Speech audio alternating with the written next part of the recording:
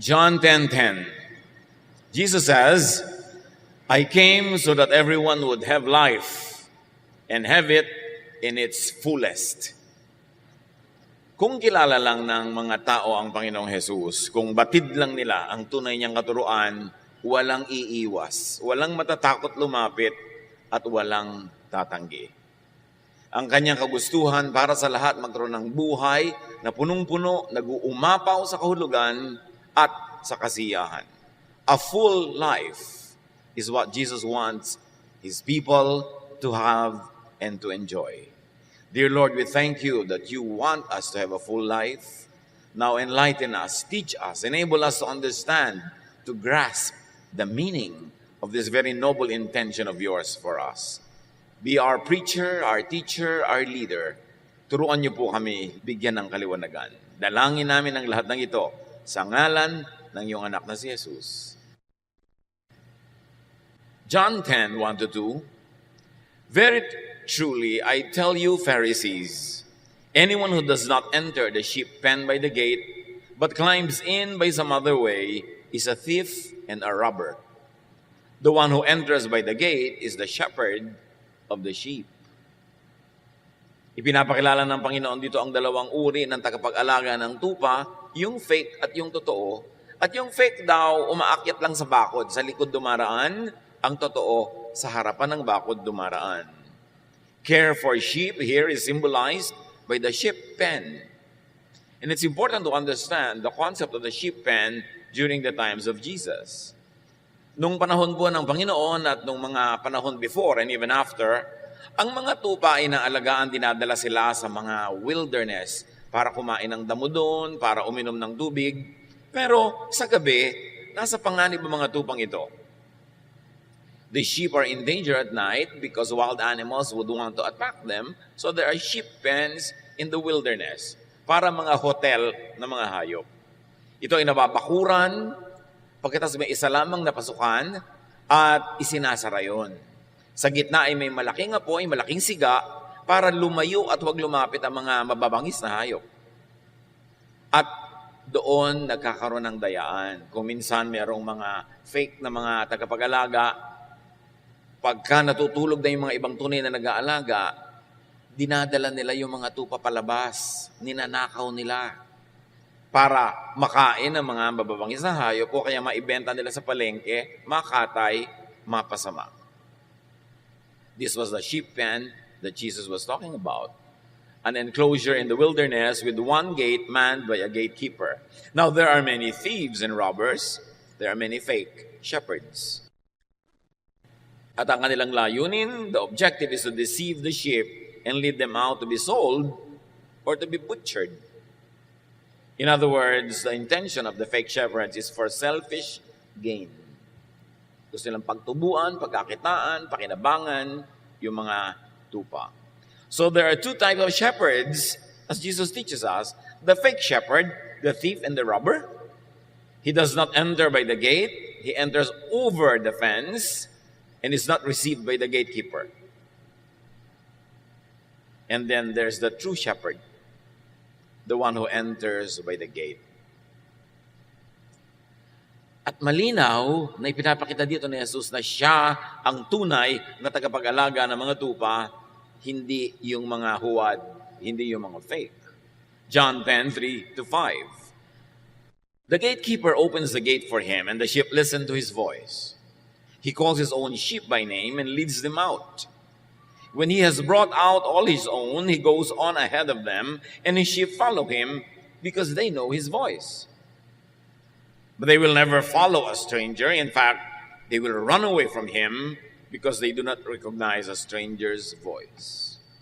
So the true shepherd is recognized, listened to, and followed by his true sheep. The true sheep know and recognize, and they follow the true shepherd. The true sheep also knows a stranger's voice, and they run away from and do not follow false shepherds. So kung merong totoong tagapag-alaga ng tupa, meron din mga totoong tupa siya. At yung totoong tupang kanya, kilala ang boses niya at hindi susunod sa iba. Hindi lamang may tupa na nadadaya, merong tupang tunay na anak at alaga ng tunay na tagapag-alaga at sila'y hindi susunod sa iba. Immediately, we recognize that there are really true believers in Jesus, and the true believers in Jesus will not be deceived by the voice of false shepherds. They will have the discernment, the spirituality, the intellect, the understanding to recognize false teaching and false shepherds.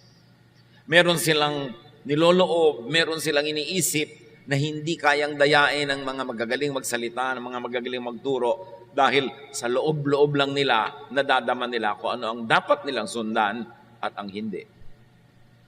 So the true sheep follow the true shepherd, and the true shepherd and the true sheep can be known. Kaya magtataka ka, bakit naman sobrang-sobrang ang linaw-linaw naman, ang dadaya na yung isang katuruan, may sumusunod pa. Hindi sila yung true sheep. Nakikinig sila sa mga kabalbalan ng mga false shepherds. John 10:6, Jesus used this figure of speech, but the Pharisees did not understand what he was telling them. Tulad ng madalas gawin ni Jesus, siya ay nagsalita sa talinghaga, kausap niya yung mga pariseo, yung mga religious leaders, pero gaya ng dati, hindi naman siya talaga naintindihan. Hindi siya inintindi ng mga kausap niya. So the language and the story was symbolic, but it was not understood, it was not appreciated. John 10:7-9, therefore Jesus said again, very truly I tell you, I am the gate for the sheep. All who have come before me are thieves and robbers, but the sheep have not listened to them. I am the gate. Whoever enters through me will be saved. They will come in and go out and find pasture. Dahil hindi siya naintindihan sa una, inulit ni Jesus ang katuruan at mas nilinaw. Sabi niya, ang totoo, hindi naman mga gate ng mga alagaan at bahay ng hayop ang pinag-uusapan. Ako ang pinag-uusapan. Ako ang tunay na pintuan. Sa akin dadaan para magkaroon ng tunay na buhay. Buhay sa kabilang ibayo at buhay dito sa mundong ito. Ako ang dinadaanan para makalabas kayo sa pagkakakulong sa oras na tama na at kayo makakuha ng mga damo, makain ito, mga inumin, mainom ito. Kayo ang dadaan sa akin, labas-masok kayo. Pupunta kayo sa labas para kumain, para uminom, papasok kayo sa loob para ma-protect sa mga mababangis na hayop na gusto kayong wasakin. Ako ang pintuan na yun. Lahat ng nauna sa akin ay mga magnanakaw. Sinabi yun ni Jesus. All who have come before me are thieves and robbers. So this is in direct reference to all the teachers and prophets and everybody who misled the people of God, who misled Israel, who misled the people of the world. Sinasabi ni Jesus, ang lahat ng nauna sa aking nangaral, nagturo, hindi sila totoo. Hindi nila kayo binigyan ng kaligtasan, hindi nila kayo binigyan ng kalayaan, hindi nila kayo binigyan ng kasiyahan. Fake sila. Laking statement ang ginawa na ni Jesus, ha?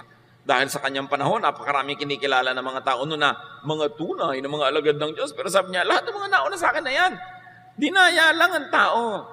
Pinagsamantalahan. Ako, sabi niya, ang pintuan.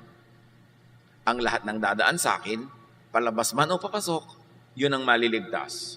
Maliligtas saan? Sa kapahamakan sa kabilang buhay at sa kapahamakan sa buhay na ito ngayon.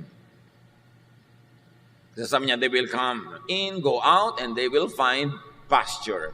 So hindi lang one-time kaligtasan sa kabilang buhay ang pinag-uusapan kasi sabi niya, they will come in and go out. Ibig sabihin sa buhay na ito, pasok kayo, labas kayo, ako ang pinto.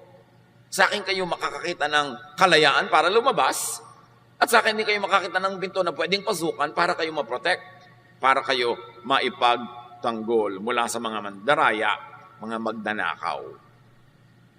So yung mga nauna sa akin, mga religious leader, magnanakaw yung mga yan. They are robbers, they are thieves. At hindi yun madaling tanggapin, lalo sa mga relihiyosong Israelita noong araw, na bilib sa kanilang mga religious leaders. It was a very, very revolutionary, very powerful statement for Jesus to say that everyone who has come before him was a thief. But either Jesus was lying or telling the truth. But Jesus is truth and the life. And He's the door, and He's the gate, and He's the way, and He's the light. Kaya dapat pakinggan yung kanyang sinabi. The true shepherd is Jesus and none other. And according to Jesus, all who came before Him were thieves and robbers. They were all false gates, false doors. Ang dumadaan sa kanilang mga false doors ay nakukulong lamang, at ang dumadaan sa kanila palabas ay napapahamak lamang. Both ways, pag sa mga fake doors na ito kayo dumaan, puro kalugihan. And Jesus was referring to all the false prophets and teachers whose teachings and laws never gave the sheep a full life, actually robbed people of life, and led people to destruction and damage. Tinutukoy niya mga religious leaders sa mga nauna sa kanya na kahit na sobrang relihiyon ang ginawa ng mga tao, kulang at kulang pa rin ang buhay nila, hindi pa rin sila nasiyahan. In fact, nanakawan sila ng tunay na buhay sa dami ng bawal, sa dami ng hindi pwedeng gawin, sa dami ng mga hinihingi sa kanila, sa dami ng mga batas, sa dami ng paggapos, paghusga. Ang totoo, hindi tuloy nila na-enjoy ang buhay. Napahamak sila sa pakikinig sa mga religious teachers na yon. According to Jesus, they robbed people of life or the fullness of life. They robbed people of salvation from spiritual and emotional hardship, from sin and guilt. Sa katunayan, ang mga false teachers and false prophets ay madaling makilala. Habang sumusunod ka sa kanila, sumisikip ang iyong hininga. Natatali, nakukulong ka.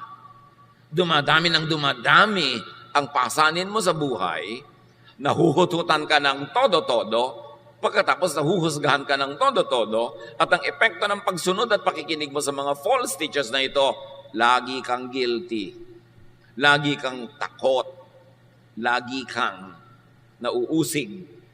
Yun ang pamantayan kung ang sinusunod mo ay false teacher.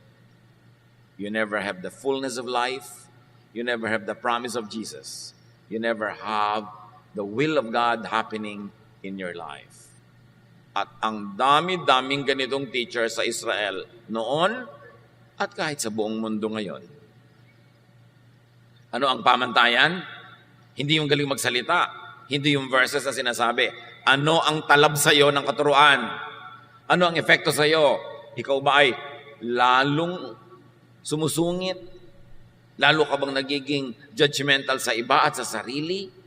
Kumukonti ba ng kumukonti ang pwede mong gawin at dumadami ng dumadami ang mga bawal? Padami ba ng padami ang hinuhutot sa'yo? Wala nang natira sa'yo? Lagi ka bang napapagalitan, inuusig, at pagkatapos mamamatay ka na lang at lahat, hindi ka pa sure kung talaga pupunta ka sa Diyos? Yun ang effect ng pagsunod sa false shepherds. Ang dami nun. Ezekiel 13:8-9. I'm going to punish those lying prophets for deceiving the people of Israel with false messages. I will turn against them and no longer let them belong to my people. Nakita niyo ang tinutukoy ng Panginoon, ng Diyos?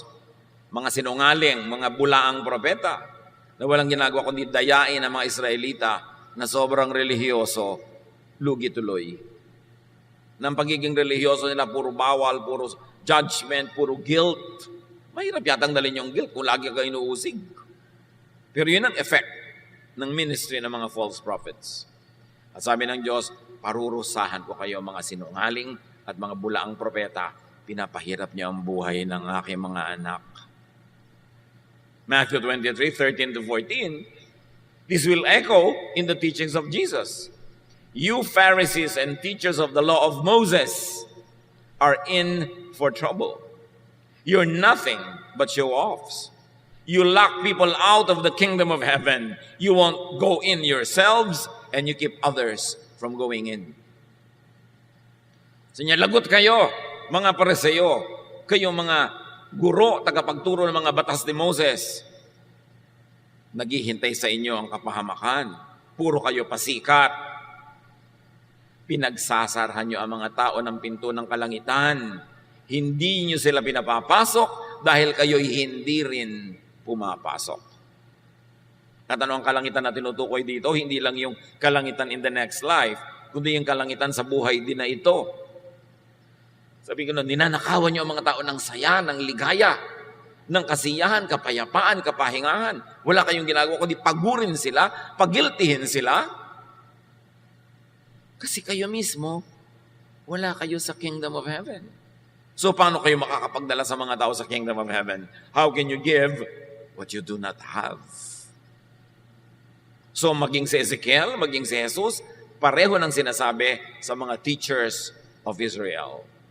Napapahamak lang ang sumusunod sa kanila.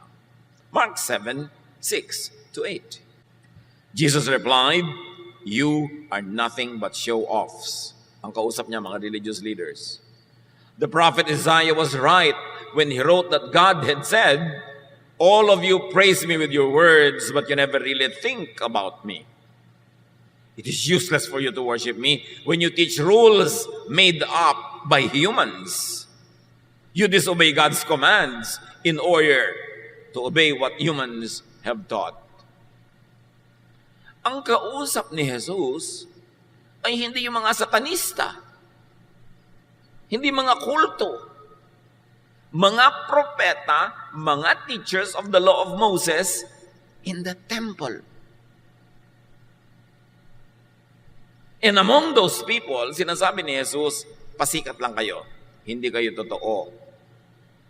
Tama ang sinabi ng propetang si Isaiah tungkol sa inyo at sa inyong mga ninuno, hindi kayo marapat sumamba sa Diyos. Hindi naman talaga Diyos ang iniisip nyo. Ang mga turo nyo, mga religious turo na invento nyo lang. Mga religious teachings made up and invented by humans to benefit the temple, to benefit religion and the religious leaders, and to continue to oppress and control the people. You are depriving them of heaven in eternity and heaven here on earth. Mga turo lang ng tao ang pinaghihirapan nilang sundin. Galit na galit si Jesus sa mga religious teaching na imbento lang ng tao. Tapos sinasabi, turo yun ng Diyos. Pagkatapos, ang bunga sa mga sumusunod, nasasakal, nasisikipan, nalulunod, nabibigatan, nahihirapan. And possibly, many who came and come after Jesus were and are also thieves and robbers. Hindi lang effective ang sinasabi ni Jesus sa mga teachers before His time, but also very possibly to many teachers after the time of Jesus on earth. In other words, may mga fake shepherds noon at ngayon. At sa buong kasaysayan ng relihiyon. Kaya ang sabi sa Matthew 7:15 ng Panginoon, "Watch out for false prophets. They dress up like sheep, but inside are wolves who have come to attack you." Mag-ingat kayo sa mga bulaang mga guro na nagbabait-baitan, nagbubuti-butihan, pero ang totoo ay sila yung mga mababangis na hayop na naghihintay lang ng pagkakataon para kayo salakayin at sirain. Hindi lang yun noon, hanggang ngayon. In John 10:10, Jesus says, "The thief comes only to steal and kill and destroy. I have come that they may have life and have it to the full." So the effect of the false prophet in believers is that they are stolen from, they are killed and destroyed. Ang buhay nila nawawala ng kulay, ng saya, ng sigla. Pero sabi ni Jesus, alam nyo ang epekto sa inyo kung ako ang tunay nyo sinusunod? Buong-buo ang buhay nyo. Full color. 3D, 4D pa. Masaya, payapa, tahimik. Yan ang talab ng turo ko, ang tunay na prophet, ang tunay na shepherd, sa mga tunay kong sheep na makikinig. So the fake shepherd is a thief who steals, kills, and destroys life with false and oppressive religiosity. Jesus-style spirituality sets free. Pharisee-style religiosity oppresses. So dapat nasusukat mo. Na-oppress ba ako? Nabibigatan ba ako o nagagaanan? Napapalaya ba ako o natatali? Sumasaya ba ako o lumulungkot? Gumagaan ba ang pakiramdam ko o lalong bumibigat habang dumadami ang aking religious activity. Remember, Jesus' listeners were the religious and the Pharisees, not common criminals and not sinners. Ang tinutukoy ni Jesus dito ay mga mukhang tama, mga mukhang relihiyoso, pero sobrang ligaw. Meanwhile, the true shepherd came to give life. Not only life, but full life through correct and liberating spirituality. Remember that the spirituality of Jesus is liberating. Hindi nakakakulong, nakakasakal, kundi nakakapagpalaya, nakakapagpagaan. Because there are two types of shepherds, there are also two types of lives of the sheep. Number one is led by false shepherds. That kind of life is stolen from and robbed of spiritual fullness, of peace and joy, of rest, and of love. Madaling makilala ang mga sumusunod sa false shepherds. Wala silang kapayapaan, wala silang katahimikan, wala silang kapahingahan ng loob, at di sila maibigin. Ang mga sumusunod sa false prophets, sa mga Pharisees, sa mga teachers of the law of Moses, nagiging pintasero at pintasera sa kapwa. Nagiging mapanghusga. Nagiging magagalitin sa lahat ng merong ibang religious opinion. Nagiging mapagmataas dahil sa kanilang paniniwalang sila ay banal. Nagiging mayabang. Those who follow false shepherds become self-righteous, judgmental, strict and unloving, even cruel to others. These are the types who will throw stones of those people who they think commit sin. Meanwhile, Jesus stopped and prevented those people from throwing stones. That is the Jesus style. The style of the law of Moses is throw stones at sinners. The style of Jesus is whoever is sinless, throw the first stone, which really means no one should be throwing stones. Dapat kilala. Ang daming Kristiyano, hindi naman Kristiyano ang asal, Fariseo. Ang daming Kristiyano, ang lifestyle, hindi Kristiyano, Fariseo.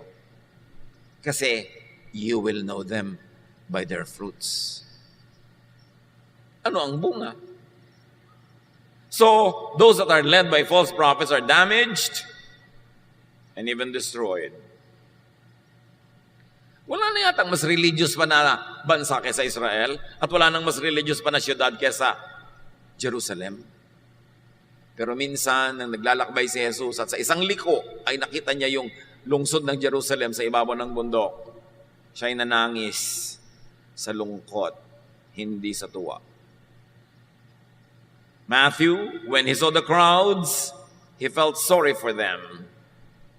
They were confused and helpless, like sheep without a shepherd. Can you imagine? Matthew 9:36. Nung makita ng Panginoon ng mga tao, napaluha siya, nalungkot siya, naawa siya, dahil sa kabila ng kanilang relihiyon, para sila mga tupang walang tagapag-alaga.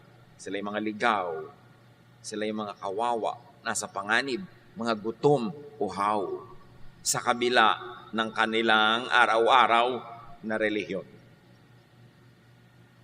Hindi nadadaan yan sa religion, religious activity, dalas mong magdasal, Bible version. Ang point, pinagaharian ka ba ni Jesus? Siya ba ang tunay mong shepherd? 2 Peter 2:1-3. Sometimes false prophets spoke to the people of Israel.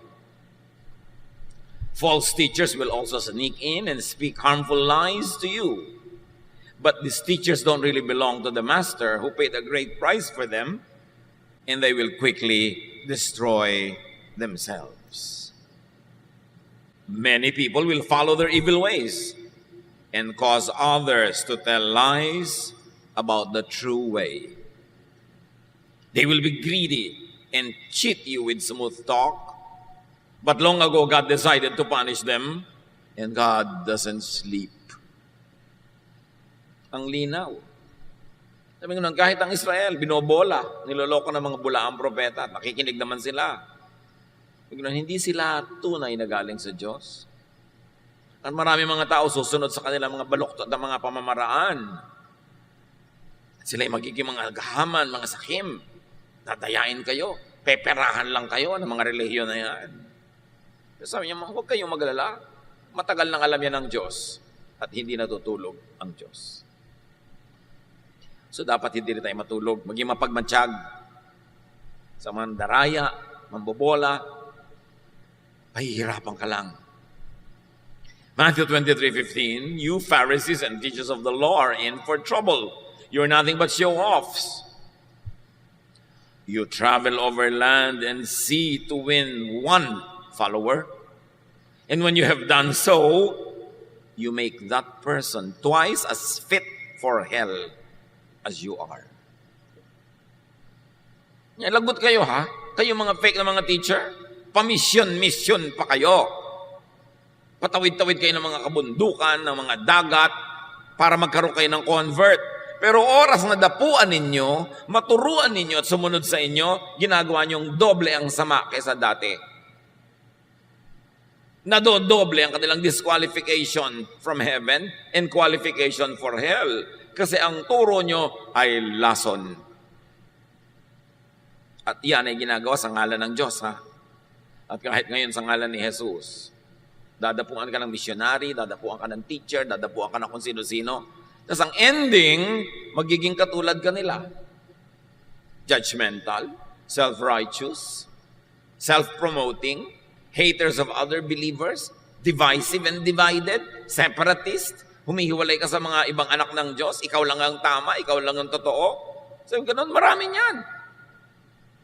Dati nung hindi ka pa sumusunod sa relihiyon, hindi ka pa relihiyoso, friendly ka sa mga kamag-anak mo, friendly ka sa iba, ngayong nagkaroon ka ng religion, hiwalay ka na ng hiwalay, diyan na judge mo na sila, ni ayaw mong makisama sa kanilang mga gawain. Nakakabuti ba yan sa'yo o nakukulong ka? May mga pagsunod na nagiging pahirap, pabigat, nakakasakal. Hindi ito ang galing kay Jesus. Tandaan nyo, ang mga kausap ni Jesus, religious leaders, hindi mga kulto, hindi mga satanista, yung mga religyoso, middle of the road, standard, religious people that people think are the true ones.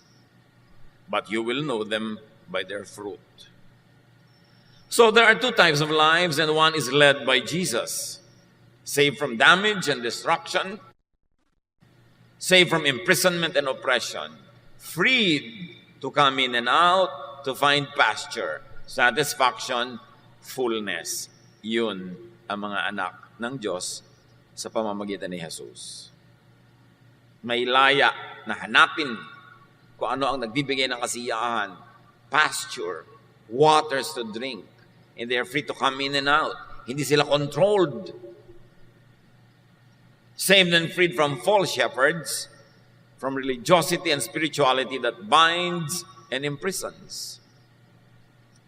Saved from religiosity that robs people of life, of the enjoyment of life, of peace, of rest. Saved from religiosity that burdens people with impossible laws. Kaya ang silaging sinasabi ni Jesus, teachers of the laws of Moses. And not only the 10 Commandments, but 613 other misbots, invented human teachings that regulate every aspect of daily life. That it is impossible to obey all of them every day, so that at the end of every day, you feel guilty for being a lawbreaker. Laws that should not have been there in the first place. Ang dami-daming religious laws na hindi naman talaga galing sa Diyos, pero ipinasa ng mga taong yon na sabi ng Diyos. Kung talagang sabi ng Diyos, dapat nagpapalaya, nagpapanginhawa, hindi nang nanakal at nagpapahirap. Be discerning. Ang tinutukoy ni Jesus dito, hindi mga obviously satanic teachings, but what seem to be godly teachings, whose ending, whose result is that people get oppressed. Burdens with impossible laws.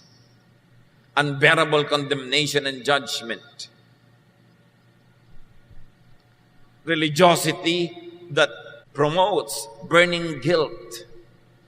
Spiritual destruction, which is really hell on earth. Kaya kawawa yung mga ibang napapasama sa mga ganung uri ng religiosity. Hirap na hirap araw-araw, guilty.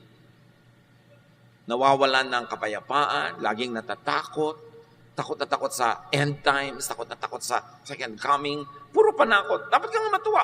Kung will of God ang end times, kung will of God ang second coming, dapat kang matuwa. Ano nakakatakot doon?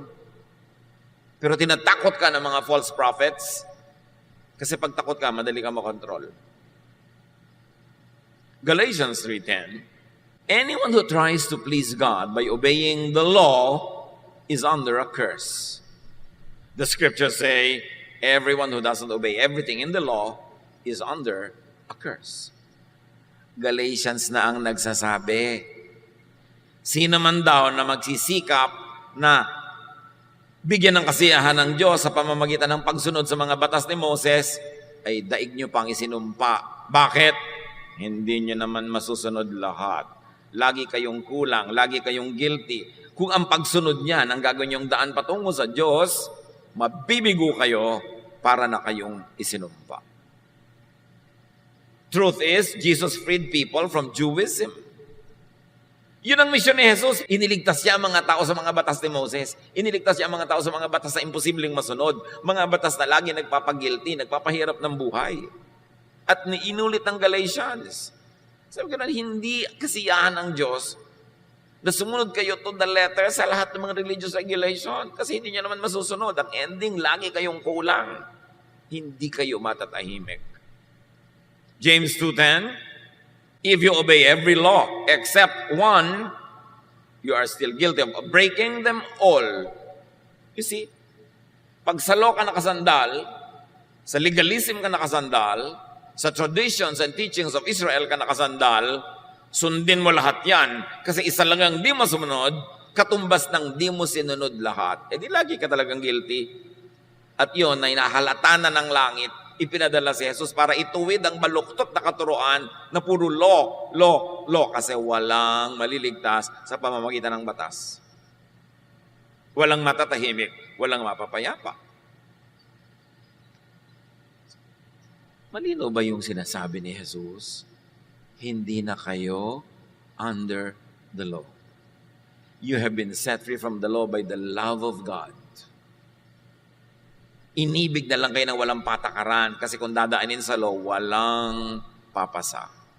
And yet, marami sa atin laging guilty pa rin.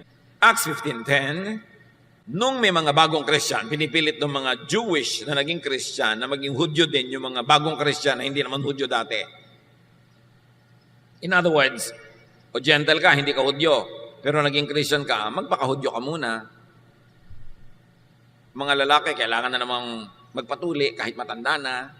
Mga babae, sundin nyo lahat ng mga ceremonial law bago kayo maging Christian. At sabi ng Acts 15:10, now why are you trying to make God angry by placing a heavy burden on these followers? This burden was too heavy for us or our ancestors. Ang linaw. Sabi ng guro, bakit nyo ginagalit ang Diyos? Na yung mga hindi Hudyong tulad natin, gagawin nyo pang Hudyo ngayon. Hudyo tayo, naging Christian. Bakit yung hindi naging Hudyo na naging Christian, gagawin nyo pa uling Hudyo? Sabi ng ganon, ang hirap maging Hudyo. Ang bigat. Hindi nasunod ng mga ninuno natin, hindi rin natin nasunod. Tapos yung hindi na nga Hudyo, gagawin mo pang Hudyo? Hindi igagaya mo sila sa atin ng mga bigo. Mabigat ang buhay, mahirap. At mga kapatid, hindi lang ito nung araw ng Book of Acts ay sinusulat. Ngayon din, maraming mga hindi na nga Hudyo, naguhudyo-hudyuhan pa. Sumasali pa sa pagiging Hudyo, kinokopya ang mga damit ng Hudyo, mga patilya ng Hudyo, mga festival ng mga Hudyo. Sinabi na nga dito, tayo hindi natin nasunod dyan. Bakit idadamay pa natin yung hindi Hudyo? Ang linaw na nito, pero hanggang ngayon, ang nandudumilat ang katotohanan ito, ang dami pa rin gustong maghudyo-hudyuhan. Tatawagan kayo sa telepono, aakyatin kayo sa bahay nyo, re-recruiting kayo para maging hudyo-hudyuhan kayo tulad nila. Ang linaw na nga ng Acts 15:10. Gumawa kayo ng malaking placard, ipakita nyo sa kanila. Sinabi na nga sa Bible yan, yung hindi Hudyo, maghuhudyo-hudyuhan pa. Kayo na naman ganito, sasali na naman kayo. Wala ba kayong mga utak? Pero di ba meron ng true shepherd, may true sheep? At merong talagang false sheep that will never follow the true shepherd. They will only follow the false shepherd. Kaya nagkakakilakilanlan kung sino ang sinusundan. Si Jesus dapat. Sinabi niya, kayong mga Pharisees kayo, may araw din kayo. Napapahamak ang mga sumusunod sa inyo. Dumadami ang mga patakaran, dumadami ang mga batas na hindi naman nasusunod, dumadami ang pagkukunwari, ang pagbabalat kayo, dumadami ang guilt. Jesus, the true shepherd, saved and saved sheep and people by taking the punishment for sin upon himself. Salvation is free, but it is not cheap. Jesus paid for all the sins of the world, and therefore there is no more necessity for anyone to go through God through the law. Jesus satisfied all the requirements of the law in behalf of those who will believe in him. Therefore, if you believe in Jesus, it's better than having obeyed all the laws. All the laws that become stepping stones to heaven become irrelevant to people who believe in the true shepherd. Because Jesus fulfilled all the requirements of the law in behalf of all those who cannot fulfill it anyway. Kaya may tagapagligtas.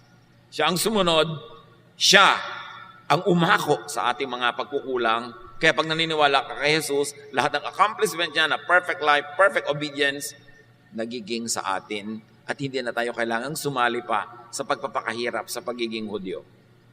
1 Peter 2:24, Christ carried the burdens of our sins. He was nailed to the cross so that we would stop sinning and start living right. By his cuts and bruises, you are healed. So sa perfect obedience of Jesus to God, tayo ay iniligtasan niya sa hirap ng pagsunod sa mga regulasyones. Jesus saves people by eliminating sin. One is by paying for it and by eliminating the law that makes everyone guilty or feel guilty. Dalawa ang ginawa ni Jesus para mawala ang kasalanan. Una, binayaran na niya ang lahat ng bayad para sa mga nagkasala. Pangalawa, inalis niya lahat ng law. At kung wala ng law, paano mo pa-break yun? Kung wala na yung law of Moses, paano mo pa ba-break? Therefore, hindi ka na magiging lawbreaker kasi inalis yung law. Dati may nakalagay, no parking. Pag nag-park ka, you become a lawbreaker. Nung inalis yung no parking sign, pinalitan ng batas, nagpark ka, nagpapark ka pa rin tulad doon dati. Kaya lang nung araw nakakasala ka, ngayon hindi na kasi pinalitan na yung law. Kailan maiintindihan ng mga Kristiyano that we are not under the law? It doesn't mean that we will live wanton, careless lives. But we observe good manners, we observe ethics, we observe all that is admirable and needed in a civilization, but not to be saved, but because we are already saved. Not to win God's favor, but because we are already in God's favor. Gumagawa pa rin tayo ng mabuti, iniiwasan pa rin natin paggawa ng masama, pero hindi para tayo tanggapin ng Diyos, kundi dahil natanggap na niya tayo, para naman maganda ang dating.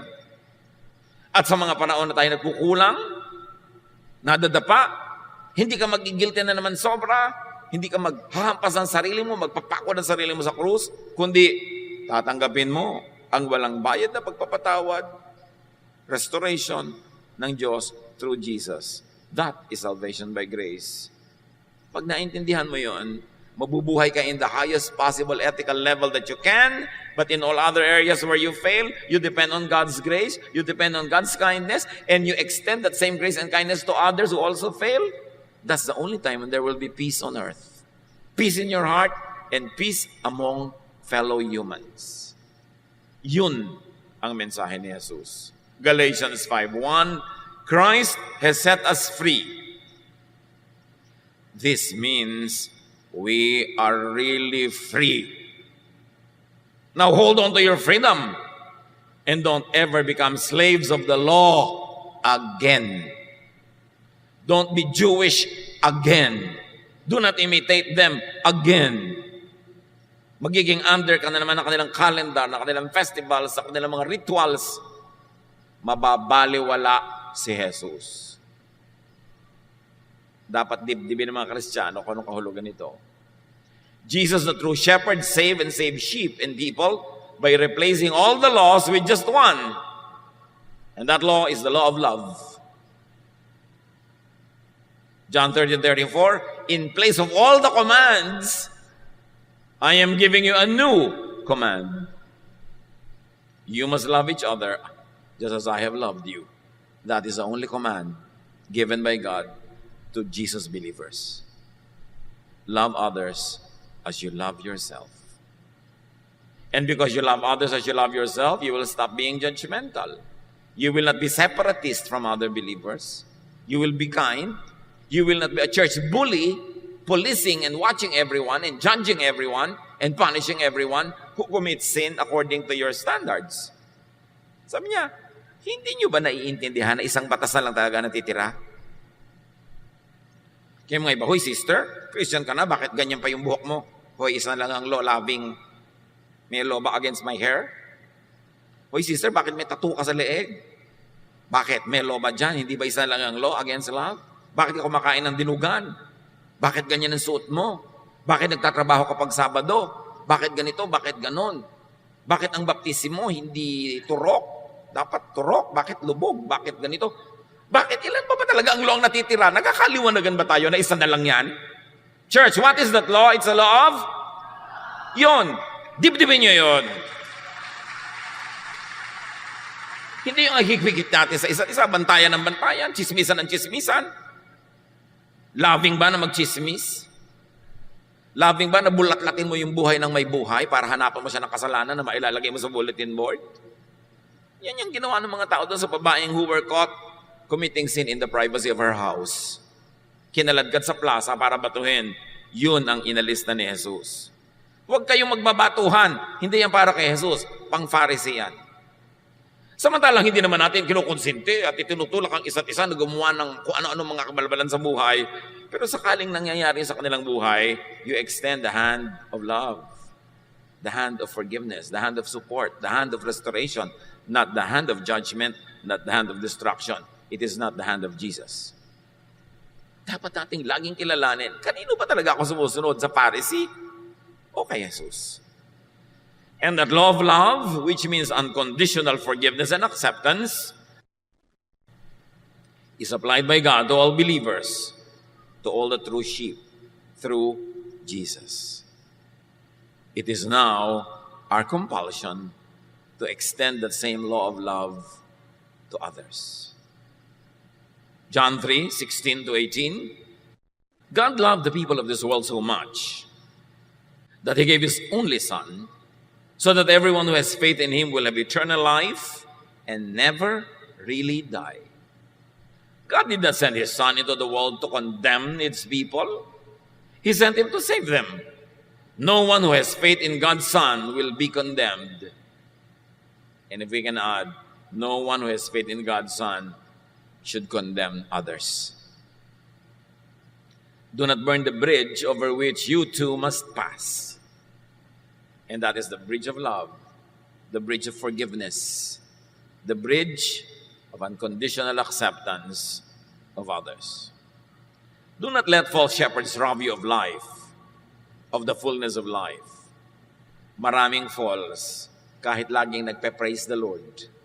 Matthew 7:21-23, Jesus speaks, not everyone who calls me their Lord will get into the kingdom of heaven. Only the ones who obey my Father in heaven will get in. On the day of judgment, many will call me their Lord. They will say, we preached in your name, and in your name we forced out demons and worked many miracles.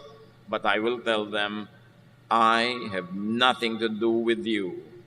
Get out of my sight, you evil people. Sa araw daw ng paghuhukom, maraming magsasabi kay Jesus, Uy, dapat po kasama kami dyan sa kaligtasan na yan. Sa inyong pangalan kami nangaral. Sa inyong pangalan nagpalayas kami ng mga demonyo. Sa inyong pangalan nag-charity kami. Gumawa kami ng mga kabanalan at kabaitan. Sabi ni Jesus, hindi ko kang kilala. Umalis-alis kayo sa harap ko. So hindi lahat ng sinasabi ang pangalan ni Jesus, gumagawa naman kung ano-ano sa pangalan ni Jesus, ay tunay nga. Paano malalaman?